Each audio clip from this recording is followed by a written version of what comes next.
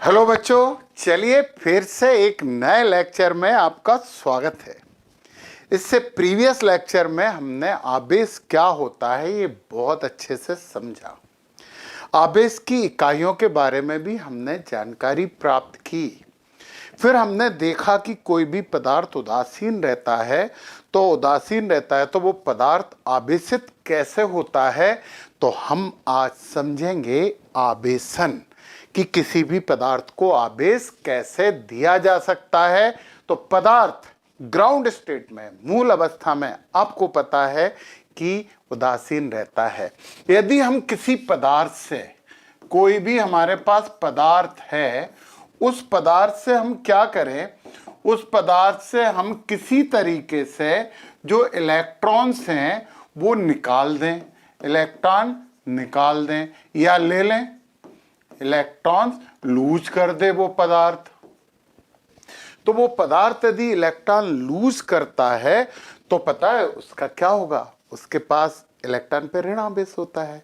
जब उसने electron lose कर दिए तो ऋण आवेश कम हो जाएगा, तो पदार्थ कैसा हो जाएगा, धनावेशित हो जाएगा। बच्चों, आपको पता है ना कि किसी भी पदार्थ में जितने इलेक्ट्रॉन होते हैं उतने प्रोटॉन होते हैं। यह पदार्थ के अंदर परमाणु में होते हैं, परंतु हम पदार्थ बोल दें ना यहाँ पे। यदि इलेक्ट्रॉन कम हो गए, इसका मतलब क्या हुआ, उसके पास माइनस आवेश कम हो गया, तो पता है वो कैसा हो जाएगा, वो धनावेशित हो जाएगा। तो किसी पदार्थ से जब इलेक्ट्रॉन ले लिए जाएं तो वो पदार्थ धन आवेशित हो जाता है। यदि कोई पदार्थ, उसी पदार्थ को हम क्या कर दें, उस पदार्थ को हम इलेक्ट्रॉन्स दे दें, यानी वो पदार्थ क्या कर ले, इलेक्ट्रॉन गेन कर ले किसी तरीके से, तो इलेक्ट्रॉन लेने के बाद वो पदार्थ कैसा हो जाता है बच्चों, इलेक्ट्रॉन लेने के बाद वो पदार्थ ऋणावेशित हो जाता है। क्योंकि इलेक्ट्रॉन लिए है ना, तो माइनस आवेश ले लिया है, तो माइनस आवेश बढ़ जाएगा, तो वो ऋणात्मक आवेश का गुण प्रदर्शित करेगा। अब ये बात आपको पहले से पता है कि इलेक्ट्रॉन कण होते हैं और पदार्थ इलेक्ट्रॉन त्याग रहा है, मतलब कण त्याग रहा है, मतलब क्या हुआ, उसका द्रव्यमान कम हो रहा है। तो पदार्थ जब धनावेशित होता है तो उसका द्रव्यमान कम हो जाता है।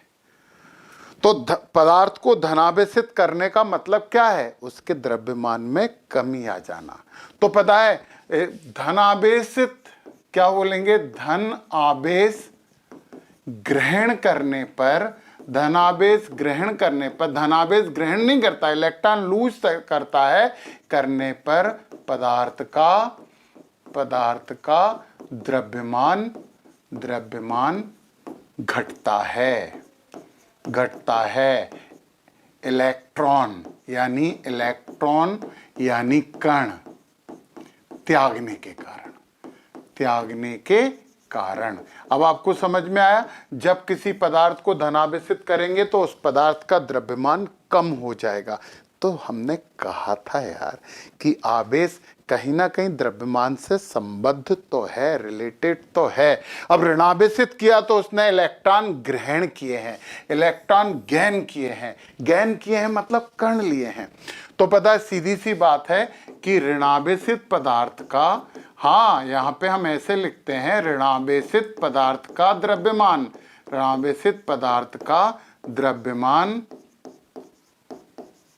बढ़ जाता है। किसकी तुलना में, बढ़ जाता है, अपन ऐसे कर देते हैं, बढ़ जाता है पदार्थ की तुलना में। तो जब किसी पदार्थ को हम धनावेशित करेंगे तो उसके द्रव्यमान में कमी आ जाएगी, और जब किसी पदार्थ को ऋणावेशित करेंगे तो उसका द्रव्यमान बढ़ जाएगा। तो ये बात आपको क्लियर हो गई है। अब यहां पे एक प्रश्न है कि वो इलेक्ट्रॉन त्यागेगा क्यों, कब त्यागेगा और कैसे त्यागेगा। यदि इलेक्ट्रॉन ग्रहण करेगा तो कब ग्रहण करेगा, क्यों ग्रहण करेगा, कैसे ग्रहण करेगा, ये बात तो हमें समझनी ही चाहिए। परंतु इतनी बात तो हमें बहुत अच्छे से क्लियर है कि इलेक्ट्रॉन त्यागने पर धनावेशित और इलेक्ट्रॉन ग्रहण करने पर कोई भी पदार्थ ऋणावेशित हो जाता है, और जब वो ऋणावेशित होता है तो उसका द्रव्यमान बढ़ता है, जब वो धनावेशित होता है तो उसका द्रव्यमान घटता है। परंतु परंतु परंतु परंतु एक बात तो हमें समझनी है यहाँ पे, हाँ बहुत जरूरी है कि इलेक्ट्रॉन की बात क्यों कर रहे हैं, हम प्रोटॉन की बात क्यों नहीं कर रहे हैं। प्रोटॉन त्यागे प्रोटॉन ग्रहण करे, नहीं बच्चों, कोई भी पदार्थ प्रोटॉन त्याग नहीं सकता, ग्रहण नहीं कर सकता, क्योंकि प्रोटॉन रहते हैं नाभिक में। हम केमिस्ट्री की बात करते हैं, प्रोटॉन और न्यूट्रॉन कहाँ होते हैं, प्रोटॉन और न्यूट्रॉन होते हैं नाभिक में, और इसके चारों तरफ जो इलेक्ट्रॉन होते हैं ना वो परिक्रमण करते रहते हैं। यार प्रोटॉन और न्यूट्रॉन जो नाभिक में स्ट्रांगली बॉन्डेड रहते हैं, बंधे हुए होते हैं, हम प्रोटॉन को नाभिक से बाहर नहीं निकाल सकते। यदि हम निकालने की कोशिश करेंगे तो नाभिक टूट जाएगा। नाभिक टूटने को नाभिकीय विखंडन कहते हैं, और बहुत परिमाण में ऊर्जा उत्पन्न होती है, इसे बम ब्लास्ट भी कहा जा सकता है। तो बच्चों प्रोटॉन नहीं, पूरी इलेक्ट्रिसिटी यानी कि स्थिर विद्युत यानी पूरा आवेश, ये सब काम इलेक्ट्रॉन करने वाले हैं फिजिक्स में। हाँ केमिस्ट्री में तो धनायन और ऋणायन दोनों करते हैं, परंतु फिजिक्स में तो ये केवल इलेक्ट्रॉन ही करते हैं। अब हमारे पास अगला क्वेश्चन ये आ रहा है, क्योंकि हमें तो सब समझना है, एक भी छोटी सी चीज भी नहीं छोड़ना है। तो वो इलेक्ट्रॉन त्यागेगा तो क्यों त्यागेगा, कब त्यागेगा, कैसे त्यागेगा, फिर वो इलेक्ट्रॉन ग्रहण करेगा तो कब ग्रहण करेगा, क्यों ग्रहण करेगा और कौन ग्रहण करेगा। तो सबसे पहले हम पता करते हैं कि कौन इलेक्ट्रॉन त्यागेगा और कैसे इलेक्ट्रॉन त्यागेगा। इसके लिए हम एक छोटा सा टॉपिक यहाँ पे पढ़ रहे हैं, और उस टॉपिक को हम बोलते हैं कार्यफलन। कार्यफलन को इंग्लिश में कहते हैं बच्चों वर्क फंक्शन, वर्क फंक्शन। और पता है इसे फाई से डिनोट करते हैं, और इसकी जो इकाई होती है ना यूनिट, कार्यफलन की इकाई पहले ही पढ़ लेते हैं, ये होती है इलेक्ट्रॉन वोल्ट। यार इलेक्ट्रॉन वोल्ट तो ऊर्जा की इकाई होती है, समझ गए ना। तो कार्यफलन ऊर्जा ही होती है। तो कार्यफलन होता क्या है, कार्यफलन ऊर्जा ही होती है। कौन सी ऊर्जा होती है वो हम समझेंगे, परंतु इस इकाई के बारे में थोड़ी सी बात समझ लो।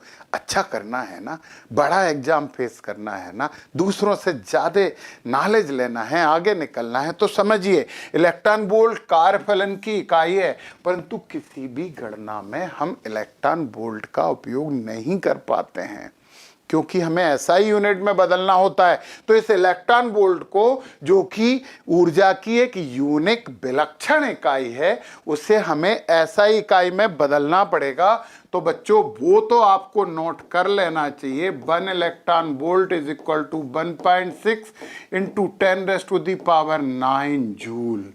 जूल ऊर्जा की इकाई है, कार्य की इकाई है। कार्य ऊर्जा में और ऊर्जा कार्य में परिवर्तित होते ही रहते हैं।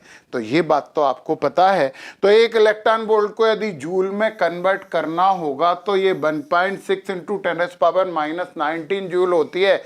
टेंशन है कि सर कैसे याद करेंगे, अरे सिंपल सी बात है, इलेक्ट्रॉन पे आवेश कितना होता है 1.6 इंटू 10⁻⁹, बस इलेक्ट्रॉन पे आवेश यहाँ पे लिख दो तो वो बदल जाती है जूल में। तो यहाँ पे एक electron volt is equal to 1.6 into 10⁻⁹ joule होता है। अब हमें समझना है कि ये कार्यफलन क्या है। तो उससे पहले थोड़ी सी बात और समझें कि इलेक्ट्रॉन किसी भी परमाणु के अंदर रहते क्यों हैं। आपको पता है ना, वो नाभिक के चारों तरफ परिक्रमण करते रहते हैं। तो क्यों करते रहते हैं नाभिक के चारों तरफ परिक्रमण, क्यों क्यों क्यों? क्योंकि नाभिक में प्रोटॉन होते हैं, प्रोटॉन पे धन आवेश होता है, इलेक्ट्रॉन पे ऋण आवेश होता है, दोनों के बीच आकर्षण बल रहता है, और इस आकर्षण बल के कारण इलेक्ट्रॉन बद्ध रहते हैं। उन्हें प्रोटॉन अभिकेंद्री बल प्रदान करते हैं, जिसके कारण वो घूमते रहते हैं वृत्तीय कक्षाओं में। जितनी ताकत से प्रोटॉन इलेक्ट्रॉन को आकर्षित करता है, जितनी ऊर्जा से प्रोटॉन इलेक्ट्रॉन को आकर्षित करता है, उतनी ऊर्जा उस इलेक्ट्रॉन को दे दी जाए तो वो इलेक्ट्रॉन परमाणु से बाहर आ जाएगा। और जब इलेक्ट्रॉन परमाणु से बाहर आता है, यानी कितनी ऊर्जा दी जिससे इलेक्ट्रॉन परमाणु से बाहर आ जाएगा, उस ऊर्जा को आयनन ऊर्जा कहते हैं। कि बाहरी कक्षा से इलेक्ट्रॉन को परमाणु से बाहर निकालने के लिए आवश्यक ऊर्जा आयनन ऊर्जा कहलाती है, आयनाइजेशन एनर्जी कहलाती। परंतु हम तो कार्यफलन पढ़ रहे हैं, हमें उसकी बाहरी कक्षा से नहीं निकालना, हमें तो पदार्थ से ही बाहर निकाल देना है। क्योंकि जब तक पदार्थ से इलेक्ट्रॉन बाहर नहीं निकलेगा तब तक वो पदार्थ धनावेशित नहीं होगा। तो बाहर निकालने के लिए थोड़ी और ऊर्जा की जरूरत पड़ती। देखो देखो देखो, क्लास में किसी बच्चे ने गड़बड़ की, थोड़ी सी गड़बड़ की थी, मस्ती की, तो टीचर ने कहा क्लास से बाहर हो जाओ, तो बच्चों को क्लास से बाहर कर दिया। और जब बच्चा क्लास से बाहर हो गया, ये आयनन ऊर्जा थी, परंतु बच्चे ने बहुत ही ज्यादा मस्ती कर दी है, तो टीचर गुस्से में बोला स्कूल से बाहर हो जाओ। स्कूल से बाहर करने के लिए बहुत बड़ी मस्ती चाहिए। तो ये है कार्यफलन। तो किसी पदार्थ से एक इलेक्ट्रॉन बाहर निकालने के लिए आवश्यक ऊर्जा की मात्रा को कार्यफलन कहते हैं। तो यहां पे हमें लिखना पड़ेगा परिभाषा, किसी पदार्थ की सतह से, किसी पदार्थ की सतह से, पदार्थ की सतह से एक इलेक्ट्रॉन, एक बस एक अदद इलेक्ट्रॉन बाहर निकालने के लिए जितनी ऊर्जा की जरूरत पड़ती है, निकालने के लिए जितनी ऊर्जा की आवश्यकता होती है, जितनी ऊर्जा की आवश्यकता होती है, यह है आवश्यकता होती है, उस ऊर्जा को कार्यफलन कहते हैं। उस ऊर्जा को कार्यफलन कहा जाता है। तो अब आपको समझ में आया कि पदार्थ से एक इलेक्ट्रॉन बाहर निकालने के लिए हमें जितनी ऊर्जा की भी जरूरत पड़ेगी, उस ऊर्जा को हम क्या बोलेंगे, कार्यफलन कहेंगे। अब सुनना सुनना सुनना, ध्यान से सुनना। आपने यदि कोई चीज पकड़ी है ऐसे, हमने आसानी से छीन ली, परंतु आपने ऐसे पकड़ी है तो आसानी से नहीं छीन पाएंगे। तो पता है, जहां पे इलेक्ट्रॉन को प्रोटॉन कम बल से आकर्षित करते हैं, वहां आसानी से इलेक्ट्रॉन निकाल जाते हैं, मतलब कम कार्यफलन की जरूरत पड़ेगी। जिस पदार्थ का कार्यफलन कम होगा उससे आसानी से इलेक्ट्रॉन बाहर निकाल लिए जाते हैं और वो धनावेशित हो जाता है। बच्चों एक बात दिमाग में सुरक्षित रखिए कि जिसका कार्यफलन कम होता है, आसानी से इलेक्ट्रॉन बाहर निकल जाते हैं और वो आसानी से धनावेशित हो जाता है। परंतु यदि किसी का कार्यफलन ज्यादा है, और यदि कार्यफलन ज्यादा है तो हम उससे इलेक्ट्रॉन लेने गए, पता चला कि उसने हमसे ही इलेक्ट्रॉन छीन लिए। क्योंकि कार्यफलन ज्यादा होने का मतलब क्या है, इलेक्ट्रॉन पर ज्यादा आकर्षण बल रहता है। इलेक्ट्रॉन पर ज्यादा आकर्षण बल रहता है तो कार्यफलन ज्यादा होता है। सुनो, पता चला कि आपके दोस्त को किसी ने मार दिया, आप लड़ने गए, चल चल अपन उसे मारते हैं, पर वो ज्यादा ताकतवर था, उसने आपकी पिटाई कर दी, तो ये ज्यादा कार्यफलन रहता है, उल्टा काम हो जाता है वहां पे। तो सुनना बच्चों, जिसका कार्यफलन कम होगा वो आसानी से इलेक्ट्रॉन त्याग करके धनावेशित हो जाएगा, और जिसका कार्यफलन ज्यादा होगा वो इलेक्ट्रॉन ग्रहण करके ऋणावेशित हो जाएगा। आपने केमिस्ट्री में धातु और अधातु, मेटल और नॉन मेटल्स पढ़े हैं। धातु आसानी से इलेक्ट्रॉन त्याग देती है तो धातु का कार्यफलन कम होता है, अधातु नहीं त्यागती तो अधातु का कार्यफलन ज्यादा होता है। तो समझ में आई ये बात। तो जिसका कार्यफलन कम होगा वो आसानी से इलेक्ट्रॉन त्याग देगा, और जिसका कार्यफलन ज्यादा होगा वो इलेक्ट्रॉन ग्रहण करके ऋणावेशित हो जाएगा। अब आप एक बात बताते हैं, जब कांच की छड़ को रेशम के कपड़े से रगड़ा जाता है, हमने यहाँ पे क्या लिया, हमने यहाँ पे ले लिया एक कांच की छड़, कांच की छड़, कांच की छड़, और इसे किससे रगड़ा, इसे हमने घर्षण कराया। किससे घर्षण कराया, काय से कराया, रेशम के कपड़े से, रेशम के कपड़े से। बच्चों यार, जब हम घर्षण कराएंगे ना तो कार्य होगा, कार्य ऊर्जा में बदलेगा, ऊर्जा इलेक्ट्रॉनों को मिलेगी। तो पता है कांच की छड़ धनावेशित हो जाती है। तो कांच की छड़ धनावेशित हो जाती है, इसका मतलब कांच की छड़ ने इलेक्ट्रॉन त्याग दिए। अरे कांच की छड़ ने इलेक्ट्रॉन क्यों त्याग दिए? रेशम ने क्यों ग्रहण कर लिए? कि कांच की छड़ का कम कार्यफलन था, कम कार्यफलन। और कम कार्यफलन था तो कैसा हो गया? कम कार्यफलन था तो ये धनावेशित हो गया।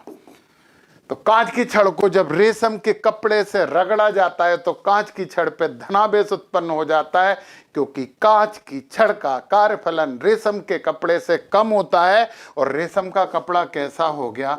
ऋणावेशित हो गया। और ऋणावेशित क्यों हो गया? पता है यार, ऋणावेशित इसलिए हो गया कि इसका अधिक कार्यफलन था। बिल्कुल ऐसे ही एक और एग्जाम्पल दे रहे हैं। जब हम एबोनाइट की राड को, एबोनाइट पॉलीमर होता है, एक बहुलक होता है, उसे बिल्ली की खाल या ऊनी कपड़े से रगड़ें। हमने एबोनाइट की खाल को कहां से रगड़ा? बिल्ली की खाल या ऊनी कपड़े से। तो एबोनाइट की राड ऋणावेशित हो जाती है। अब आपको कारण तो समझ में आ ही गया होगा कि उसने इलेक्ट्रॉन ले लिए। और उसने इलेक्ट्रॉन क्यों ले लिए? क्योंकि उसका कार्यफलन ज्यादा था, due to more work function. तो एबोनाइट की छड़ ऋणावेशित हो जाती है क्योंकि उसका कार्यफलन ज्यादा था। और बिल्ली की खाल या ऊनी कपड़ा धनावेशित हो जाता है, कम कार्यफलन के कारण वो एबोनाइट की राड को इलेक्ट्रॉन दे देते हैं। तो यार तुम्हारी बुक में एक जगह परिभाषा लिखी है, वो परिभाषा ये थी कि जब कांच की छड़ को रेशम के कपड़े से रगड़ा जाता है तो कांच की छड़ पे जो आवेश होता है उसे धनावेश कहते हैं। और जब एबोनाइट की राड को बिल्ली की खाल या ऊनी कपड़े से रगड़ा जाता है तो एबोनाइट की छड़ पे जो आवेश उत्पन्न होता है उसे ऋणावेश कहते हैं। तो उन्होंने ये परिभाषा दी, परंतु यार परिभाषा तो यही है कि धनावेश इलेक्ट्रॉन जिसके पास कम होते हैं वो धनावेशित होता है, जिसके पास इलेक्ट्रॉन ज्यादा होंगे वो ऋणावेशित हो जाएगा, और जिसके पास इलेक्ट्रॉन और प्रोटॉन बराबर हो जाएंगे वो तो यार न्यूट्रल होता है। ये बात आपने समझी। अब हम यहाँ पे देखते हैं कि आवेशन, आवेशन कितने प्रकार से हो सकता है। तो देखिए जरा, हम आवेशन की बात करते हैं यहाँ पे कि आवेशन 3 प्रकार का होता है। Yes, 3 kinds, 3 types. तो कौन कौन से 3 प्रकार होते हैं? हम उन तीनों प्रकार की बात करते हैं। हम बात कर रहे हैं यहाँ पे आवेशन के प्रकार। हम काय की बात कर रहे हैं? आवेशन के प्रकार। नंबर फर्स्ट, पहला होता है चालन।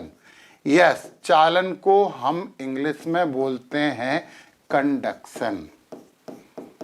चालन को इंग्लिश में कहा जाता है कंडक्शन। ये पहला प्रकार है। दूसरा प्रकार है आपका प्रेरण। आपका नहीं, आवेशन का यार, प्रेरण। हर कुछ नहीं, बिना बात के मत हंसा करो यार। इंडक्शन दूसरा प्रकार होता है, इंडक्शन। और तीसरा जो प्रकार है हमें पढ़ना है वो है घर्षण। तीसरा प्रकार घर्षण, और इसे हम बोलते हैं फ्रिक्शन। ये 3 प्रकार से किसी भी वस्तु को आवेशित किया जा सकता है। ये 3 प्रकार हैं।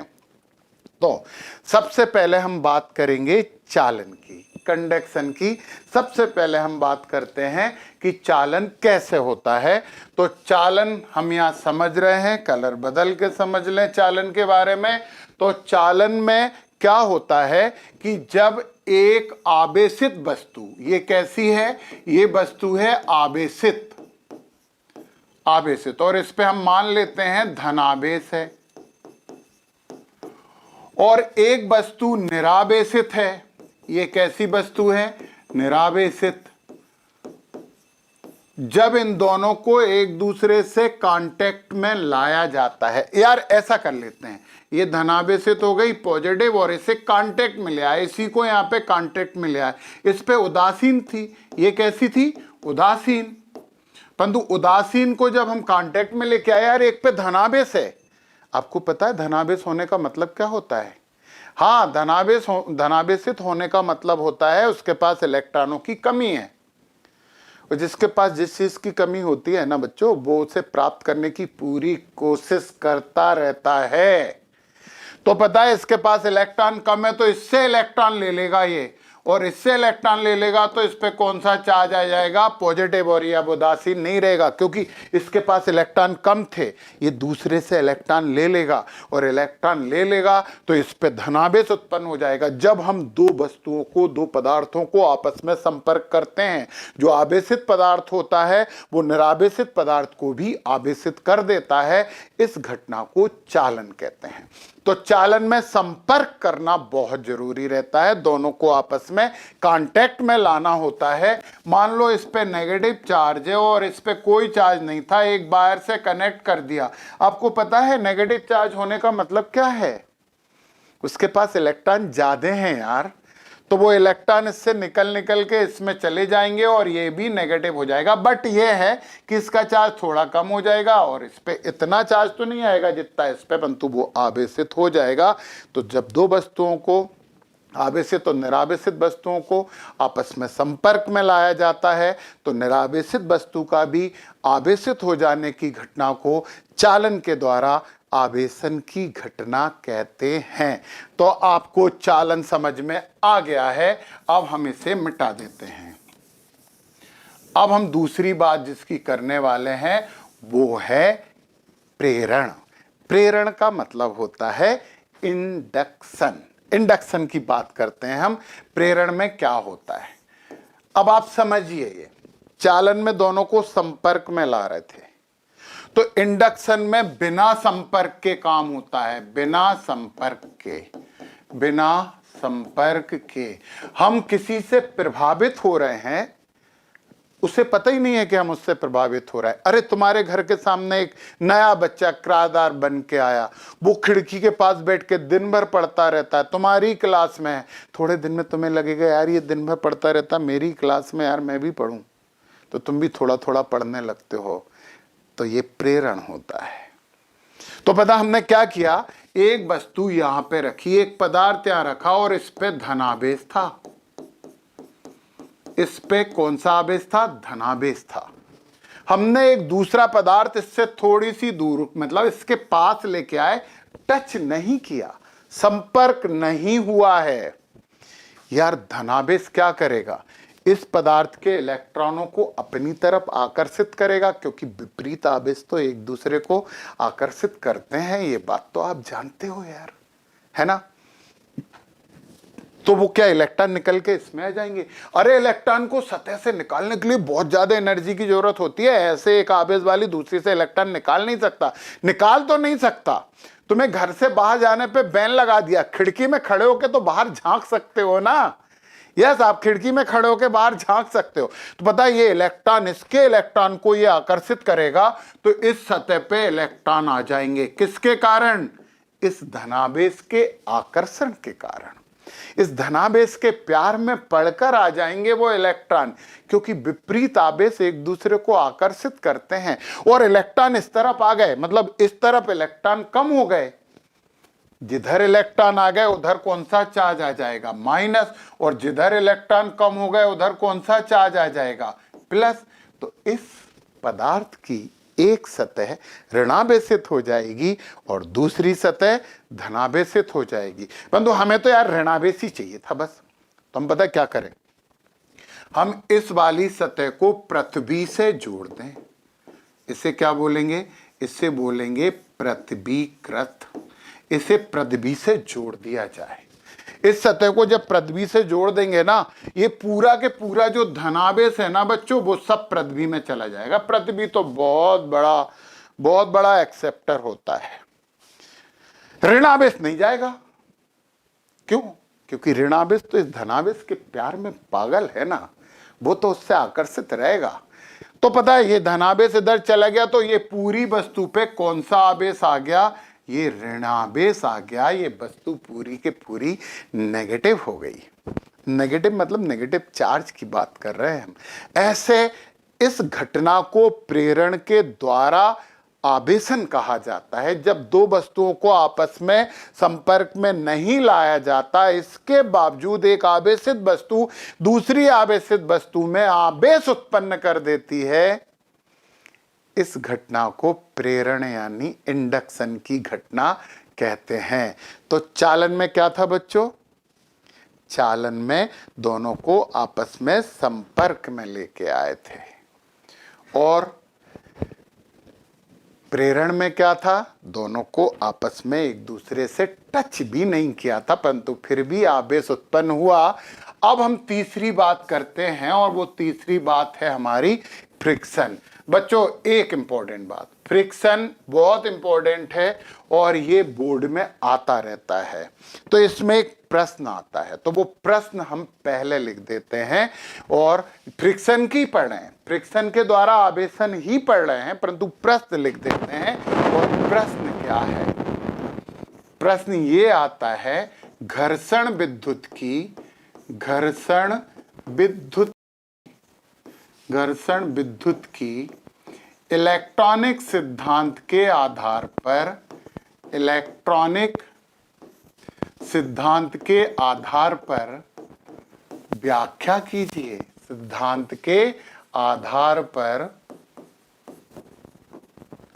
व्याख्या कीजिए। चलो करते हैं अपन व्याख्या, व्याख्या करने के लिए तो अपन हैं यहाँ पे, व्याख्या कीजिए। हमने बोला है ना कि हर चीज समझेंगे, हर चीज समझेंगे, कुछ भी नहीं छोड़ेंगे। यस, तो घर्षण विद्युत की इलेक्ट्रॉनिक सिद्धांत के आधार पर व्याख्या कीजिए। हमने क्या किया, हमने दो वस्तुओं को आपस में रगड़ा, ये ऐसे ऐसे ऐसे ऐसे रगड़ा, रगड़ रहे हैं तो क्या कर रहा है, हमें कार्य करना पड़ रहा है। कार्य तो ऊर्जा के बिना होता ही नहीं है। जब इन्हें आपस में घर्षण कर रहे हैं तो ऊर्जा उत्पन्न होती है बीच में। कौन करता है ये ऊर्जा उत्पन्न, ये ऊर्जा उत्पन्न करता है हमारा कार्य। और ये ऊर्जा दोनों वस्तुओं के इलेक्ट्रॉन ग्रहण करेंगे, दोनों ही वस्तुओं के इलेक्ट्रॉन ग्रहण करेंगे, परंतु जिसका कार्यफलन कम होगा उससे इलेक्ट्रॉन निकल जाएंगे, वो धनावेशित हो जाएगी। जिसका कार्यफलन ज्यादा होगा उसमें इलेक्ट्रॉन प्रवेश कर जाएंगे और वो ऋणावेशित हो जाएगी। तो ये है घर्षण विद्युत की इलेक्ट्रॉनिक सिद्धांत के आधार पर व्याख्या। हम इसका आंसर कैसे लिखेंगे, तो इसका आंसर हमें लिखना है, लिखना है मतलब लिखना है। अब हम यहां पे लिख रहे हैं उत्तर। कैसे लिखोगे, समझोगे भी, लिखना भी है और समझना भी है। तो हम इसका उत्तर लिख रहे हैं और वो उत्तर ये है कि जब पदार्थ ए को, कोई पदार्थ है हमारे पास और वो पदार्थ है ए, जब कोई पदार्थ ए को किसी पदार्थ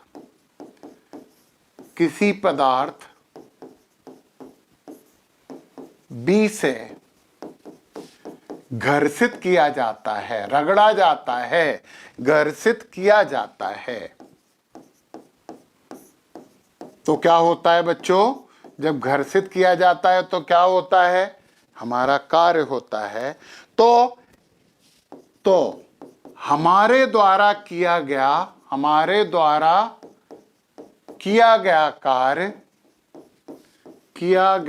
कार्य ऊर्जा में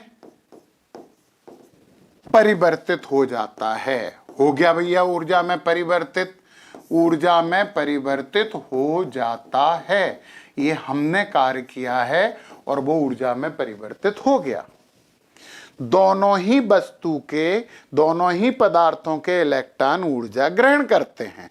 हाँ, यहां पे बिल्कुल सही बात, दोनों ही पदार्थों, क्योंकि ऊर्जा तो इलेक्ट्रॉन ग्रहण करेंगे, पदार्थों के इलेक्ट्रॉन ऊर्जा ग्रहण करते हैं। चलो करवा लो, ऊर्जा ग्रहण करते हैं। अब क्या होगा, जिस पदार्थ का कार्यफलन कम होगा उससे इलेक्ट्रॉन निकल के दूसरे पदार्थ में प्रवेश कर जाएंगे। तो कम कार्यफलन वाले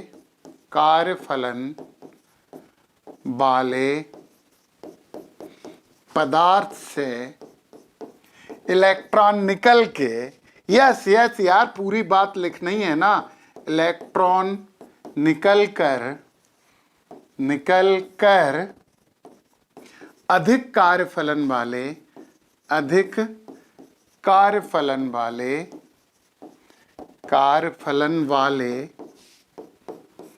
पदार्थ में प्रवेश कर जाएंगे।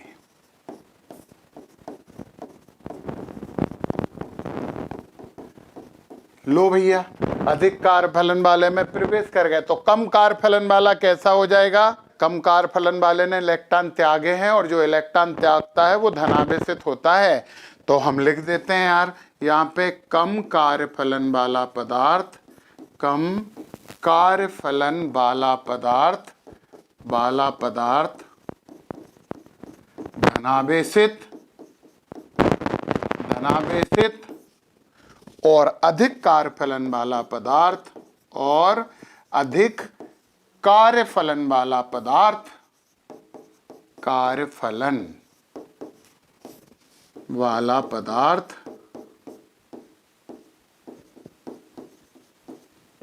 ऋणावेशित हो जाता है।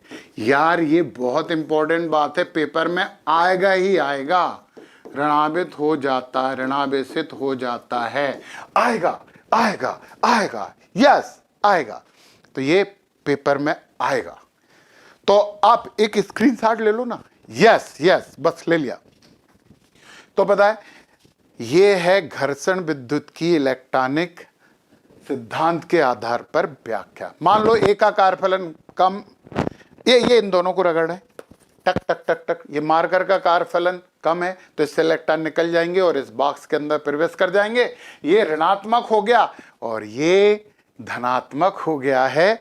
और बच्चों, इस तरह से घर्षण विद्युत के द्वारा आवेश उत्पन्न किया जाता है, प्राप्त किया जाता है। अब जरा पदार्थों की बात और कर ले। हमने कहा था ना, हम कुछ भी नहीं छोड़ने वाले हैं। अब हम पदार्थों की बात करते हैं, ठीक है ना। पदार्थ कौन कौन से प्रकार के होते हैं ये तो आपने लिख ही लिया है, चलो इसे तो मिटा देते हैं। और अब आवेशन की भी बात हम हटा देते हैं, क्योंकि आवेशन नहीं पढ़ना, अब हमें पढ़ चुके हैं। अच्छा, पढ़ना क्यों नहीं? क्योंकि हम पढ़ चुके हैं, इसलिए हमें नहीं पढ़ना है। तो पता है, अब हम बात करेंगे किसकी? पदार्थ। पदार्थ तीन प्रकार के होते हैं, पदार्थों के प्रकार। हम यहाँ पे बात कर रहे हैं पदार्थों के प्रकार। हमने कहा है, जो कहा है वो करेंगे, क्योंकि नेताजी और टीचर जी में अंतर होता है। टीचर जो कहता है वो करता है, और नेता जो कहता है पता नहीं वो करता है कि नहीं। पदार्थ तीन प्रकार के होते हैं। नंबर फर्स्ट, चालक। चालक को इंग्लिश में हम बोलते हैं कंडक्टर। चालक को क्या बोलते हैं? कंडक्टर। पहला है चालक। नंबर सेकंड, दूसरा होता है कुचालक। और बच्चों, इस कुचालक को हम बोलते हैं इंसुलेटर। इंग्लिश में यार थोड़ा सा देख लो।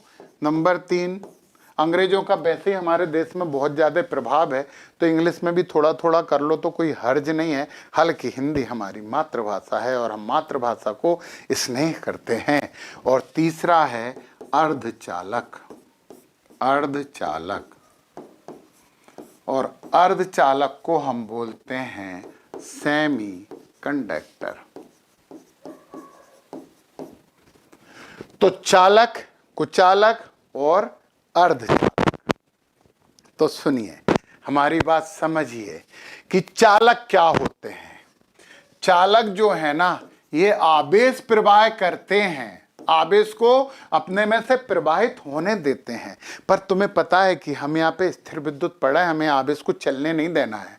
आवेश जब विराम अवस्था में होता है, आवेश जब रेस्ट में होता है, तो वो ही पढ़ा है। परंतु ये है कि चालक वो होते हैं, वो क्या करते हैं? वो आवेश प्रवाह करते हैं।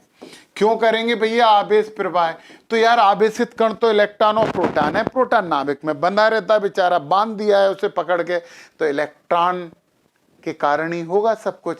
मतलब आवेश प्रवाह करते हैं। क्यों? क्योंकि इसके पास मुक्त इलेक्ट्रॉन होते हैं। क्योंकि इसके पास मुक्त इलेक्ट्रॉन होते हैं। इसके पास जब मुक्त इलेक्ट्रॉन होते हैं तो चालक वो होता है जिसके पास मुक्त इलेक्ट्रॉन होते हैं, इसीलिए आवेश को अपने में से होकर प्रवाहित होने देता है। ये बात हो गई किसकी? चालक की। अब हम दूसरी बात करने वाले हैं और वो बात करने वाले हैं कुचालक की। कुचालक आवेश प्रवाह नहीं होने देते। हाँ, ये जो कुचालक है ना, ये आवेश प्रवाह नहीं करते, आवेश प्रवाह नहीं करते हैं, ये आवेश प्रवाह नहीं करते हैं। क्यों नहीं करते हैं? क्यों नहीं करते हैं? इनके पास मुक्त इलेक्ट्रॉन नहीं होते। अंडरस्टूड है यार? आवेश प्रवाह कौन करेगा? इनका कार्यफलन ज्यादा होता होगा ना, इनके पास मुक्त इलेक्ट्रॉन नहीं होते हैं। क्योंकि यहां पे हम लिख दे रहे हैं चूंकि, जबकि, क्योंकि, क्योंकि इनके पास मुक्त इलेक्ट्रॉन नहीं होते हैं, मुक्त इलेक्ट्रॉन नहीं होते हैं, बद्ध होते हैं, बद्ध यानी बंधे हुए। तो क्या ये आवेश प्रवाह नहीं करते? तो क्या ये आवेशित नहीं हो पाते? यस, ये आवेशित होते हैं। कुचालक कैन बी चार्ज, ये आवेशित होते हैं, परंतु आवेश प्रवाह नहीं कर सकते। आवेशित हो सकते हैं, नहीं तो आप बोलो कि आवेश तो हो गई नहीं, बस प्रवाह नहीं करते, आवेश प्रवाह नहीं करते, परंतु ये आवेशित तो हो जाते हैं। हमारी बात आपको समझ में आई? अब तीसरे प्रकार की बात कर रहे हैं, और वो तीसरा जो प्रकार है वो प्रकार है आपका सेमीकंडक्टर। इनकी बड़ी विचित्र लीला है। ये होते हैं सेमीकंडक्टर मूडी। मूडी, अच्छा मूड हो तो कुछ भी करवा लो, बुरा मूड हो तो कुछ भी कहने आओगे तो मार देंगे। मतलब सामान्य परिस्थिति में ये चालक नहीं होते, परंतु विशेष परिस्थिति में ये चालक बन जाते हैं।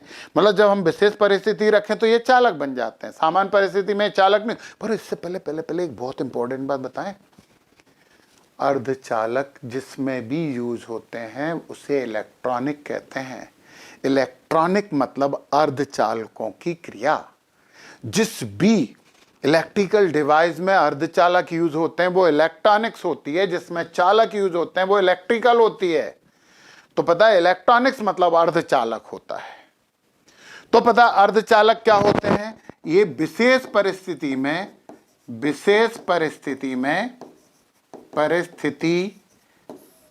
चालक,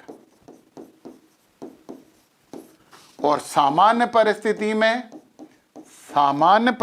में यस, ये सामान्य परिस्थिति में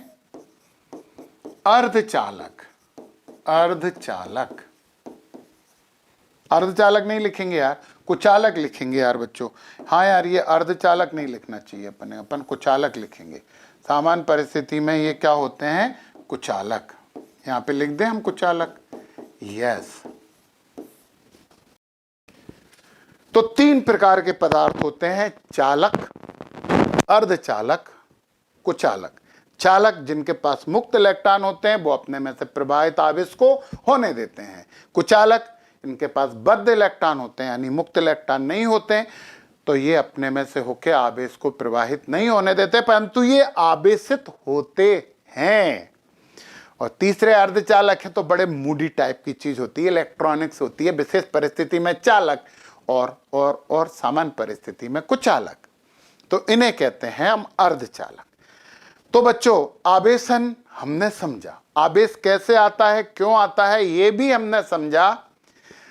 अब हमें आवेश के गुण पढ़ने चाहिए। तो बच्चों नेक्स्ट लेक्चर में हम बात करेंगे आवेश के गुण। तब तक के लिए सब्बा खैर।